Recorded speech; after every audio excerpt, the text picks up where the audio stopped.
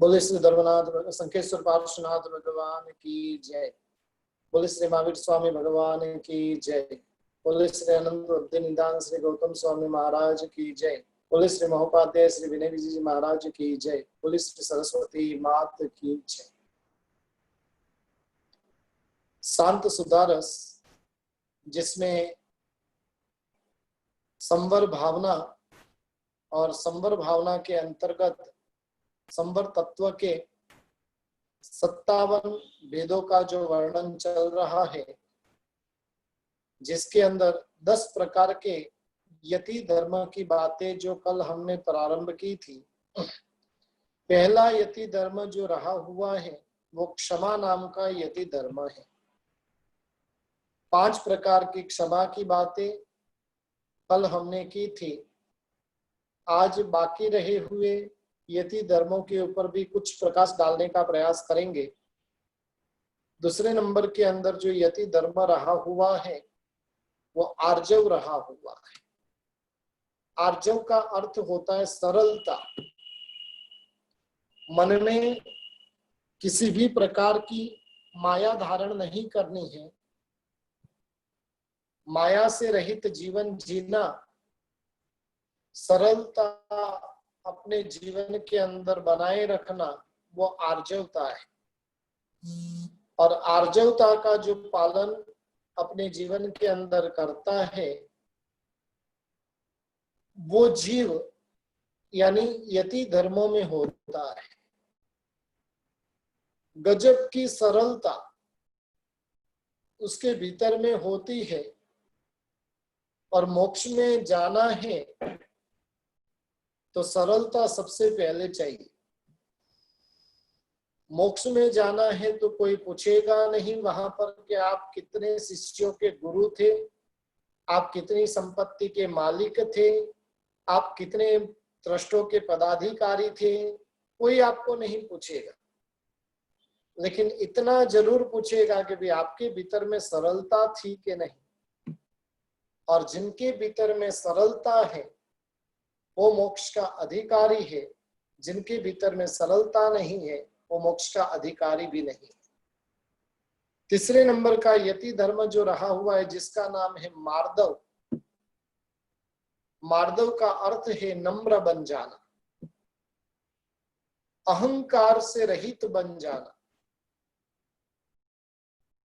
यति धर्म की हम बात कर रहे हैं। साधु भगवंत होते वो कैसे होते हैं? क्षमा को धारण करते हैं, सरलता को धारण करते हैं। तीसरे नंबर के अंदर मार्दवता को धारण करते, यानी कहीं पर भी अभिमान करते ही नहीं।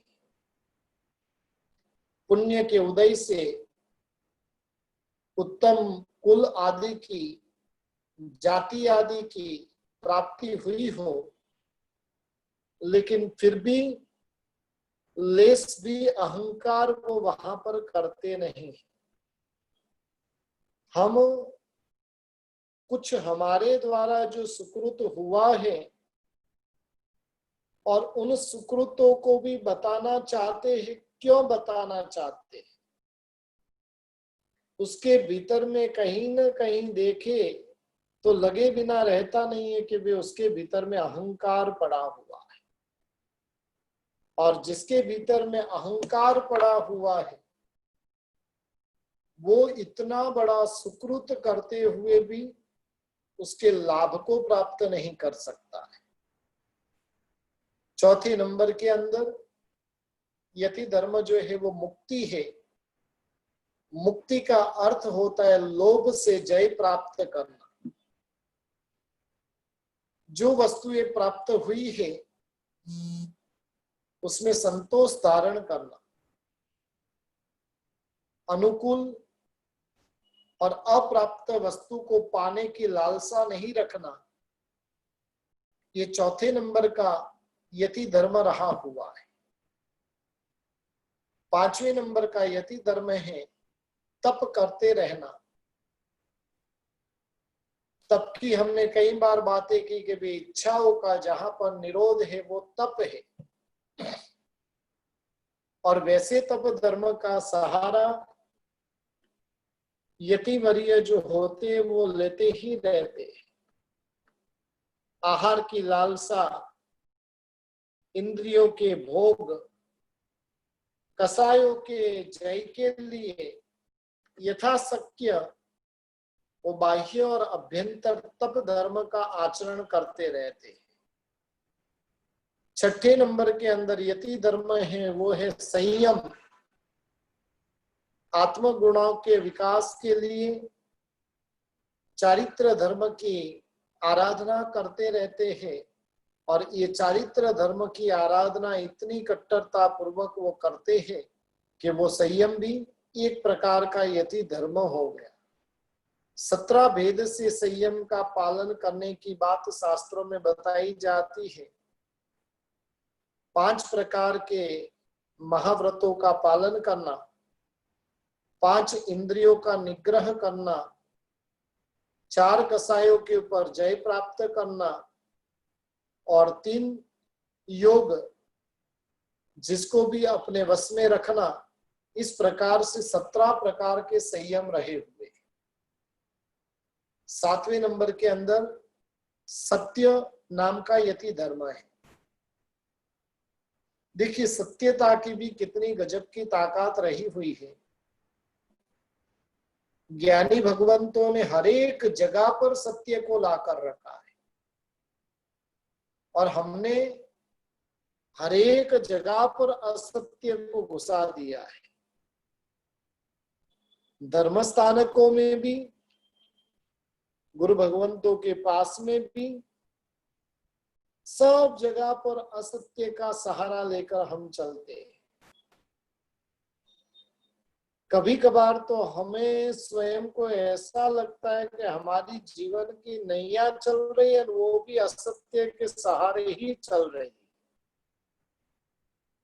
घर के अंदर आप जी रहे हो तो असत्य के सहारे, आपका बिजनेस जो टिका हुआ है तो वो असत्य के सहारे। जब सत्य प्रकट हो जाएगा तो सब कुछ खत्म। थोड़े दिन पहले की बात है, एक व्यक्ति बहुत बड़ा दानवीर करोड़ों का दान दे, लेकिन उस व्यक्ति की 4 दिन पहले ही बात पता चली कि वो व्यक्ति जेल में गया। उसका काम क्या था?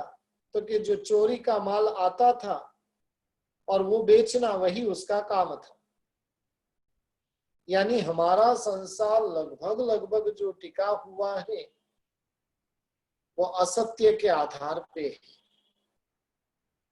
सत्य के आधार पर आप पेट मस्ती से भर सकते हो, पेट ही भरना है तो कहीं ना कहीं असत्य का सहारा लेना पड़ेगा। तो इस प्रकार से सत्य वो यति धर्म है। उसके बाद में शौच नाम का यति धर्म है। वर्तमान में तन को पवित्र रखने की बातें बहुत चली है। जब कभी भी बात आती है तो हमको तन को पवित्र करना चाहते हैं। वैदिक धर्म में तो मान्यता ये कि स्नान किए बिना आपको मंदिर भी जाना नहीं। काफी जैनों के अंदर भी ये भ्रम रहा हुआ है। कई लोग आकर पूछते क्या हम स्नान किए बिना मंदिर जा सकते हैं? अरे भाई, सुबह में मंदिर ही स्नान किए बिना जाना है। जब पूजा अष्ट प्रकारी पूजा करनी है तभी तुझे स्नान करना है, बाकी समय में बिना स्नान से ही मंदिर जाना है। लेकिन तन की पवित्रता के लिए हमने बहुत सारे साधन हमारे बाथरूम में सजा कर रखे हैं। हमारे आरिसा भुवन के अंदर हमने सजा कर रखे हैं। लेकिन मन की पवित्रता के लिए क्या रखा है?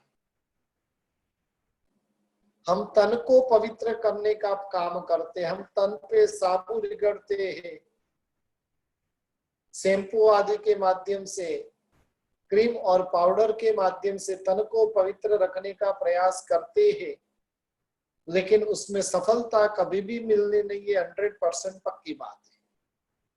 साधु संत जो होते हैं वो मन को पवित्र रखने का प्रयत्न करते हैं।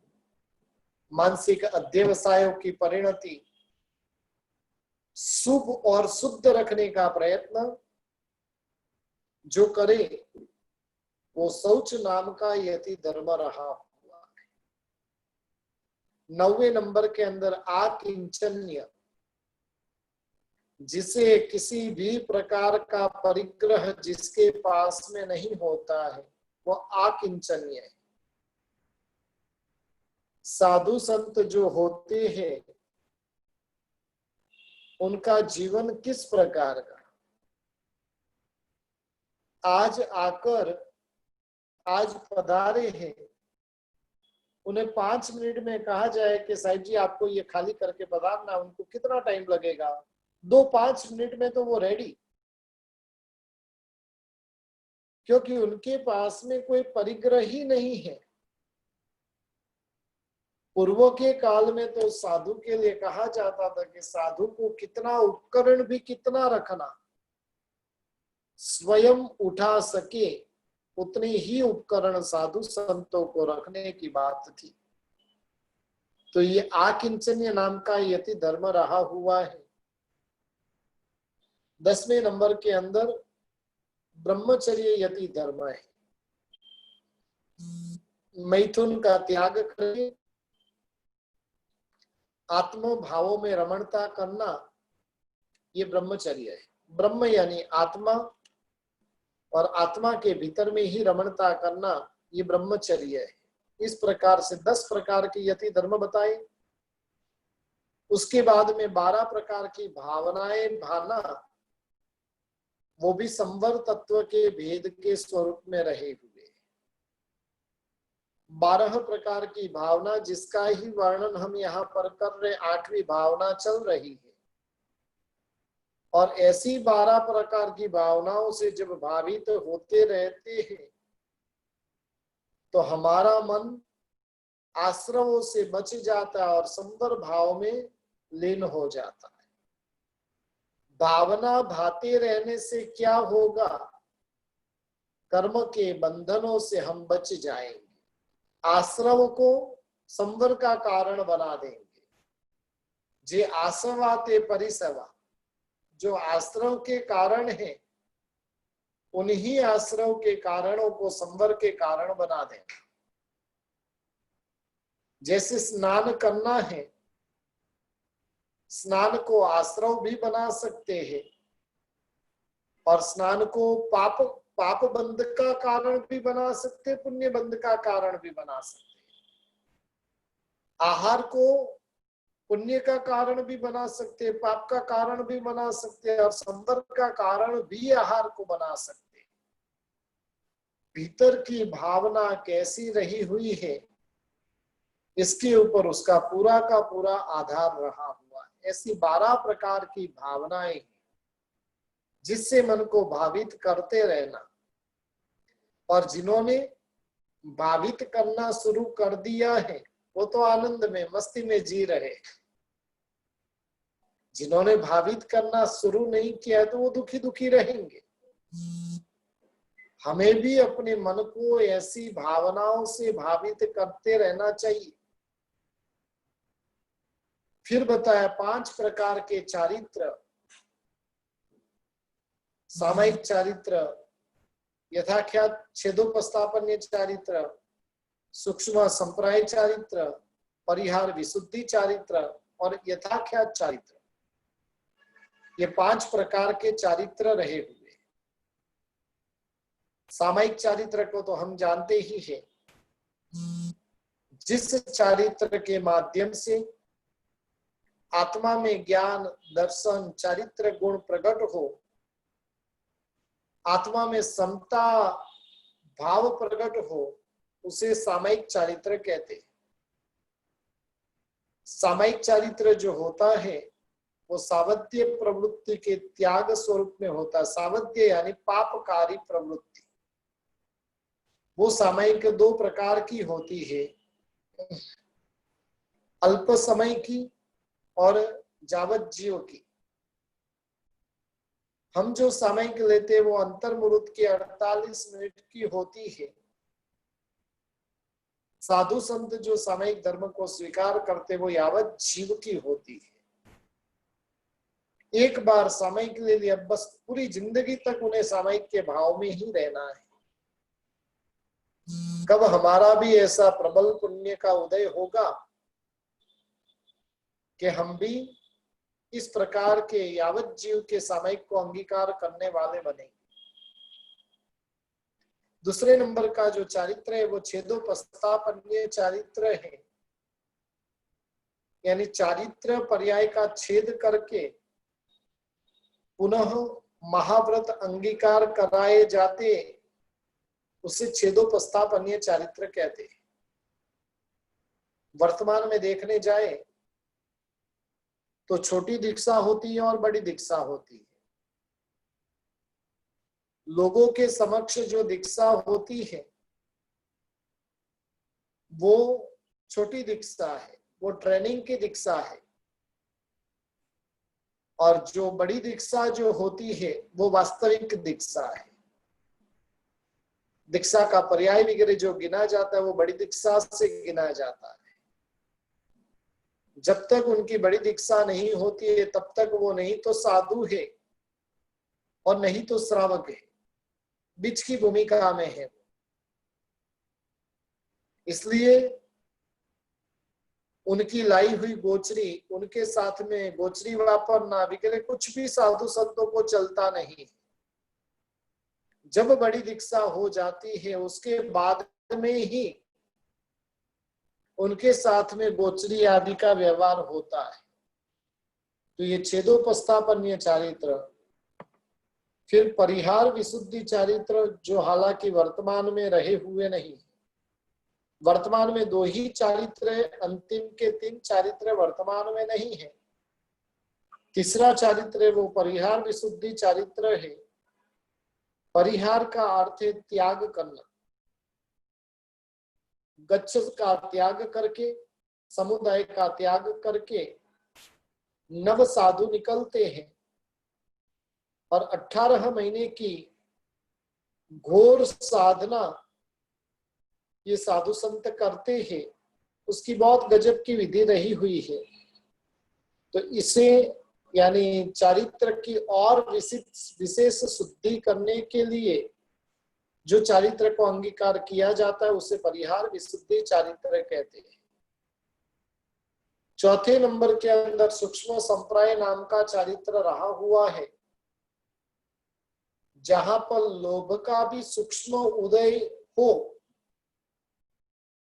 यानी लोभ का जहां पर सूक्ष्म उदय चल रहा है, सूक्ष्म लोभ का, उसे सूक्ष्म संप्राय चारित्र कहते हैं। बाकी सभी कसाय तो उसने या तो क्षय कर दिए या तो उपशम कर दिए।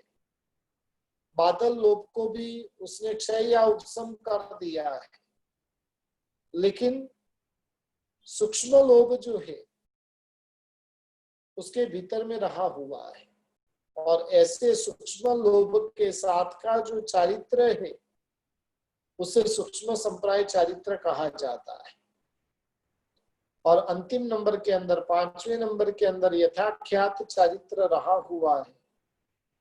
जनेश्वर भगवंत ने जिस प्रकार का चारित्र अंगीकार करने के लिए कहा है, जिस प्रकार का चारित्र का स्वरूप बताया है, और उसी अवस्था को प्राप्त करना, राग और द्वेष से रहित अवस्था को प्राप्त कर कर जो चारित्र का पालन करना, वो यथाख्यात चारित्र है। ये यथाख्यात चारित्र उपसम भाव का भी होता है और क्षयिक भाव का भी होता है। या तो कर्मों को उसने दबा दिया होगा या तो कर्मों का क्षय कर दिया होगा, मोहनीय कर्मों का, तो उसे यथाख्यात चारित्र कहते। पूज्य उपाध्याय जी महाराजा संवर भावना की प्रस्तावना करते हुए अपनी ही आत्मा को संबोधित करते हुए फरमाते हैं कि अपनी आत्मा में जिन जिन द्वारों से कर्मों का आगमन जारी हो उन द्वारों को बंद करने के लिए हमें प्रयत्नशील बनना चाहिए। शरीर में जैसा रोग होता है उसके अनुरूप उसका उपचार किया जाता है। बस इसी प्रकार से यदि जीवन में क्रोध की प्रबलता हो तो उसे रोकने की दवा क्षमा है। दुनिया में कई रोग प्रचलित है जिनका पता मात्र रोगी को ही होता है, क्योंकि वो रोग बाहर से दिखाई नहीं देते। इसी प्रकार से अपनी आत्मा के अंतरंग रोगों को हम ही जान सकते हैं। रोग की जानकारी के बाद ही उसका निदान किया जा सकता है। बिना जानकारी के उसका उपचार करना हानिकारक भी हो सकता है। इसी प्रकार से आश्रव भावना के द्वारा महापुरुषों ने अपने आत्मा के रोगों की पहचान कराई है और उन रोगों का निवारण करने के लिए, उन रोगों का निराकरण करने के लिए ये संवर भावना बताई है। और ऐसे संवर भाव को हमें जीवन के अंदर निरंतर लाने का प्रयास करना चाहिए। संवर भाव के पालन के लिए बहुत सुंदर सुंदर बातें शास्त्रकार भगवंतों ने बताई है। अगले श्लोक के अंदर महोपाध्याय जी महाराजा बता रहे हैं कि संयम से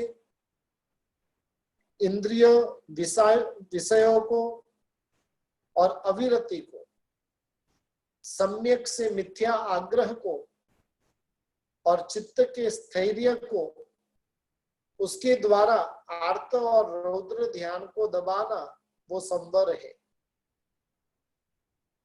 जिन्हें भी जीवन के अंदर संवर भाव को प्राप्त करना है उन्हें क्या करना चाहिए? संवर के 57 भेद बताने के बाद में अब संवर कैसे किया जाता है उसकी भूमिका महोपाध्याय जी महाराजा बता रहे हैं। मानव को प्राप्त जो इंद्रिया है वह स्वभाव से चंचल है, खराब प्रवृत्ति के लिए सदा के लिए प्रयत्नशील रहती है।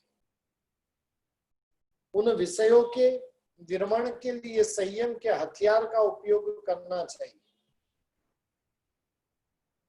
संयम यानी क्या? जैसे महावत के हाथ में अंकुश होता है, चंचल हाथी को रोकना है तो अंकुश काम में लिया जाता है। उसी प्रकार से इंद्रियों के विषय आदि से मन को रोकने के लिए संयम धर्म का आश्रय करना अत्यंत ही आवश्यक है। अविरति के ऊपर यदि विजय प्राप्त करना है तो एकमात्र साधन है वो संयम धर्म की आराधना है। विरति यानी पाप त्याग की प्रतिज्ञा। पाप त्याग की प्रतिज्ञा करने से व्यक्ति का जो मनोबल है वो मजबूत हो जाता है। कई व्यक्ति होते हैं जो प्रतिज्ञा ग्रहण करने से डरते हैं, लेकिन ये उचित नहीं है, क्योंकि इस प्रकार का भय मनुष्य के मनोबल को कमजोर कर देता है। प्रतिज्ञा ग्रहण करने से प्रतिज्ञा भंग के प्रसंग में भी दृढ़ रहने का बल प्राप्त होता है। भोजन में यदि तीव्र आसक्ति हो तो प्रतिदिन 1-2 विगई के ऊपर तो अवश्य प्रहार करना चाहिए। और इस प्रकार से संयम जीवन जो है वो आत्मा को आसक्ति से बचाने का काम करते हैं। संयम जीवन से 2 बहुत बड़े लाभ होते हैं। पहले नंबर में इंद्रियों के जो आश्रव है उन आश्रवों का निरोध हो जाता है। दूसरे नंबर के अंदर अविरति के जो आश्रव है उसके जो द्वार रहे हुए हैं उसका भी निरोध हो जाता है। मिथ्यात्व के आश्रव द्वार को रोकने के लिए सम्यक दर्शन की साधना करनी चाहिए, और जब सम्यक तो प्राप्त हो जाता है तो मिथ्यात्व रूपी आश्रव दूर हो जाता है। मन में आर्त और रौद्र ध्यान करने से भी अशुभ कर्मों का आश्रव होता है। आर्त ध्यान के समय आयुष्य का बंध हो तो व्यक्ति मरकर तिर्यंच गति में जाता है, और रौद्र ध्यान से व्यक्ति मरकर नरक गति में जाता है। आर्त ध्यान के 4 प्रकार हैं, रौद्र ध्यान के भी 4 प्रकार रहे हुए हैं। उसकी चर्चा हालांकि हमने पहले कर दी थी, फिर भी एक बार पुनरावर्तन कर लेते हैं। आर्त ध्यान 4 प्रकार के होते। पहले नंबर में आर्त ध्यान है अनिष्ट वियोग, जो स्वयं को प्रिय न हो, ऐसे शब्द रूप रस आदि का संसर्ग हो गया हो तो सतत हम चिंतित होते कि भाई इसका वियोग कब होगा। अनिष्ट का वियोग सतत जीव चाहता है। गर्मी है, गर्मी कब जाएगी। रोग है, रोग कब जाएगा। अपने हाथ में कुछ भी नहीं है। जब कुछ पुण्य का, विशेष प्रकार के पुण्य का उदय होगा तो अपने आप रोग चला जाएगा। हमारे कहने से जाने वाला नहीं, हमारे प्रयत्न से जा सकता। कैसा भी रोग रहे तो उससे हम सुरक्षित कैसे रहना वो सोच लीजिए। मोदी तो हमेशा कहता है कि भी घर में रहो, तो आपके घर में आकर कोरोना आपको नहीं पकड़ेगा,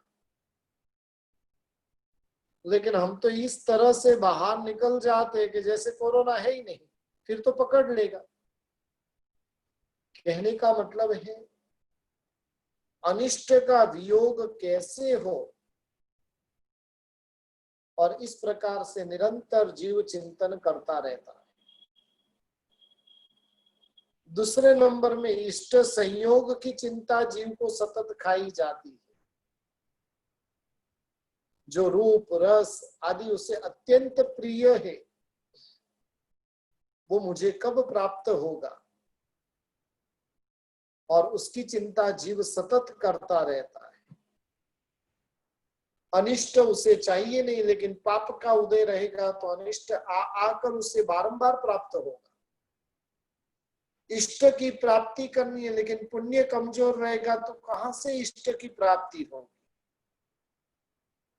और वैसे समय में व्यक्ति क्या करता है, दोनों के अंदर अर्थ ध्यान करता रहता है। तीसरे नंबर के अंदर रोगों की चिंता। शरीर में किसी भी प्रकार का रोग हो गया हो तो उसके निवारण की सतत उससे चिंता खाई जाती है, कब ये रोग जाएगा। हमें भी रोग का भय भयंकर लगा हुआ है। मानव मानव से डर रहा है। कई लोग मुझे आकर बोलते, गुरुजी कब घर पे आओगे। मैंने बोला आप गुरुजी को घर पे नहीं बुलाना, गुरुजी को भी घर पे बुलाना खतरा है। कहीं वो गए और वो चिपका कर लेकर आ गए तो क्या होगा। देखिए हमारे बड़े गुरुजी को भी चिपक गया। यानी कहने का मतलब है कि रोग की चिंता सतत जीव को खाई जाती है, इसलिए व्यक्ति व्यक्ति से डर रहा है। और चौथे नंबर के अंदर निदान स्वरूप में आर्त ध्यान रहे हुए। इस लोक में और परलोक में सांसारिक फल की कामना, जो भी आर्त ध्यान रहा होगा। ऐसे 4 प्रकार के आर्त ध्यान हैं। रौद्र ध्यान के 4 प्रकार रहे हुए हैं। हिंसानुबंधी रौद्र ध्यान, अनंतानुबंधी क्रोध के उदय पूर्वक किसी को मार डालना आदि के विचार करना, वो हिंसानुबंधी रौद्र ध्यान है। सतत जीवों को मारने के ही विचार। मृषानुबंधी रौद्र ध्यान यानी विश्वासघात करने वाले, अत्यंत क्रूरतम झूठ का विचार, वो मृषानुबंधी रौद्र ध्यान है। स्तेयानुबंधी रौद्र ध्यान, दूसरे के धन को लूटने का सतत विचार करते रहना, ये स्तेयानुबंधी रौद्र ध्यान है। और चौथे नंबर के अंदर परिग्रह संरक्षणानुबंधी रौद्र ध्यान, प्राप्त हुए धन की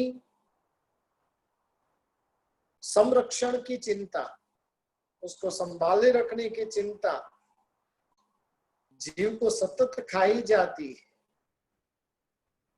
और इस प्रकार से ये आर्त ध्यान और रौद्र ध्यान से बचने का निरंतर हमें प्रयास करना है। क्षमा से क्रोध को जीतना है, नम्रता से मान को जीतना है, निर्मलता सरलता से माया को जीतना है, और संतोष से लोभ को जीतना है।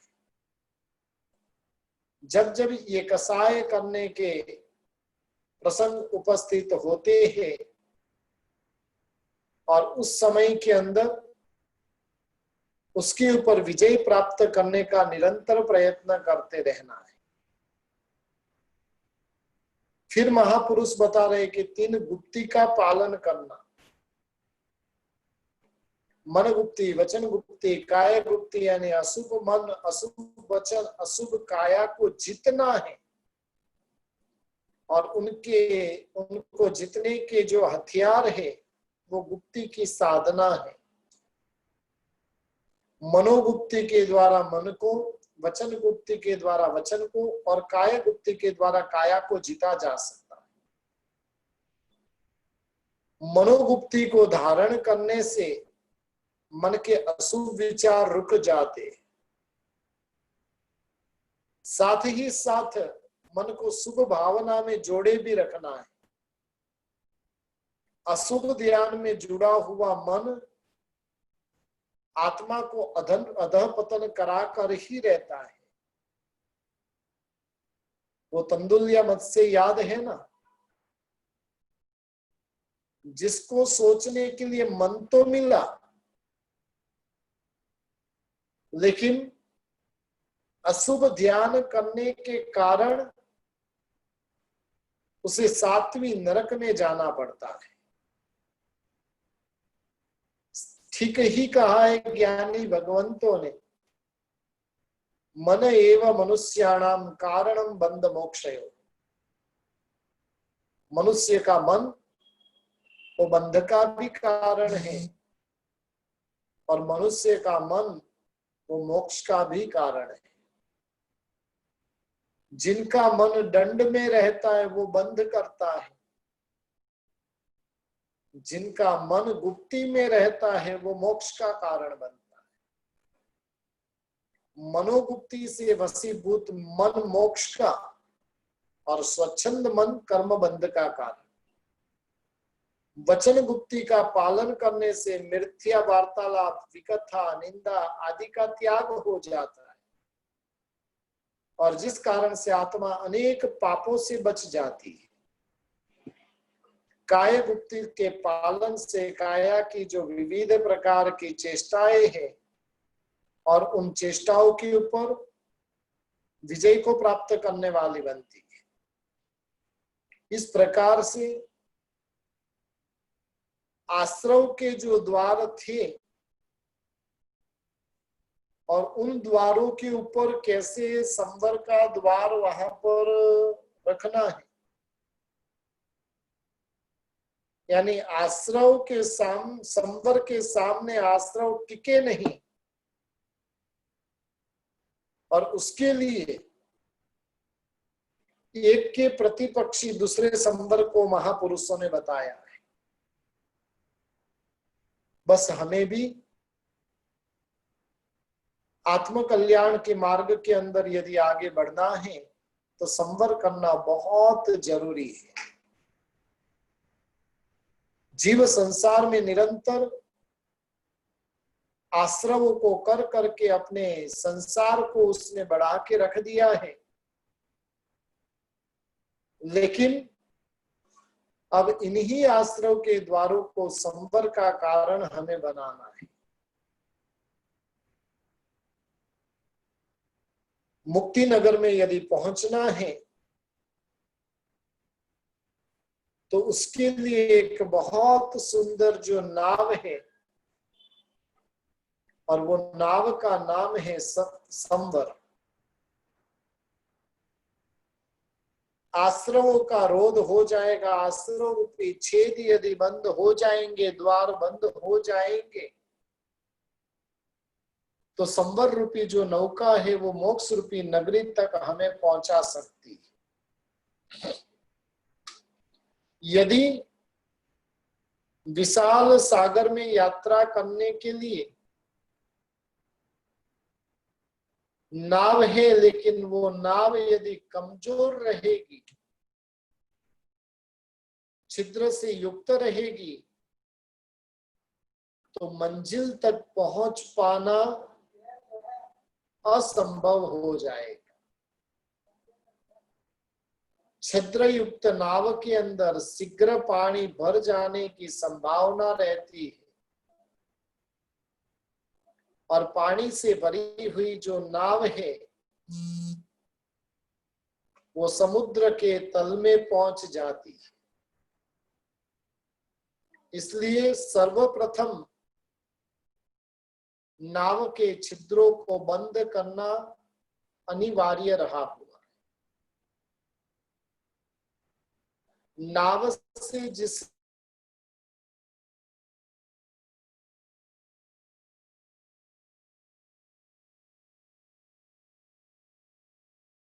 नाव से जिसे यात्रा करनी है उसे नाविक पर भी पूर्ण रूप से श्रद्धा होनी चाहिए। नाविक पर श्रद्धा रखने वाला व्यक्ति लक्ष्य स्थल पर पहुंच सकता है, और नाविक के प्रति यदि अश्रद्धा रहेगी तो वो अपने लक्ष्य को पा सकता नहीं है। हमारी हालत ऐसी है कि नाविक पर हमें विश्वास ही नहीं। हमारे नाविक देव और गुरु के स्वरूप में रहे हुए, उपाश्रय में गुरु को वंदन करते हुए बोलते हैं कि तुब्बे जानह अहम न जानामि, और वही उपाश्रय से बाहर आकर हम बोलते हैं गुरुदेव कुछ न जानामि अहम सर्वम जानामि। अब ये नाविक के प्रति विश्वास कहां पर है? जब नाविक के प्रति का विश्वास नहीं रहेगा, एक चीज ध्यान रखिए कि संसार में जो हमारा चल रहा है वो विश्वास से चल रहा है। यदि समझ लो कि आपको पति पत्नी के ऊपर विश्वास नहीं रहे तो जीवन की नौका चल सकती है? खाने के लिए बैठे और आप पत्नी को पूछो कि इसमें जहर तो डाला नहीं है ना? पति कहीं बाहर लेकर जा रहा और आप बोलो कि मुझे मार तो नहीं डालोगे ना, क्या होगा? पत्नी के हाथ में छुरी को देखकर भी हमें डर नहीं लगता है। क्यों? विश्वास है। हालांकि कई घटनाएं ऐसी घटित तो हो चुकी है कि पत्नी ने चाकू से पति का पूरा काम तमाम कर दिया, लेकिन फिर भी हमें विश्वास है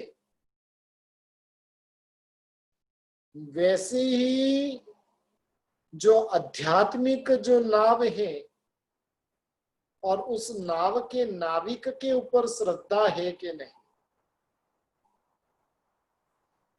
महोपाध्याय जी महाराजा कह रहे कि नाविक के ऊपर श्रद्धा के बिना लक्ष्य स्थल तक पहुंचा नहीं जा सकता है। नाव के साथ में यदि दीर्घ यात्रा करनी है तो उसके लिए पवन भी अनुकूल चाहिए। अनुकूल पवन से नाव जल्दी जल्दी आगे बढ़ती है। इसी प्रकार से आत्मा रूपी नाव को मोक्ष नगरी में पहुंचाने के लिए सर्वप्रथम आश्रव के द्वारों को रोकना है, आत्मा रूपी नाव को सुदृढ़ बनाना है, नाविक स्वरूप तीर्थंकर परमात्मा गुरु भगवंतों के प्रति की दृढ़ श्रद्धा रखनी है और योगों की शुद्धता रूप अनुकूल पवन से जीवात्मा रूपी जो नाव है वो तीव्र गति से मोक्ष नगरी की ओर आगे बढ़ सकती है। बस हम भी इस प्रकार से संवर भाव को प्राप्त करने वाले बने। संवर भाव की प्राप्ति के माध्यम से आत्म कल्याण के मार्ग के अंदर आगे बढ़ते बढ़ते परंपरा से मोक्ष रूपी मंजिल को पाने वाले हम सभी बने। यही मंगलमय भावना। परमात्मा की आज्ञा के विरुद्ध कुछ भी कहा हो तो मिच्छामि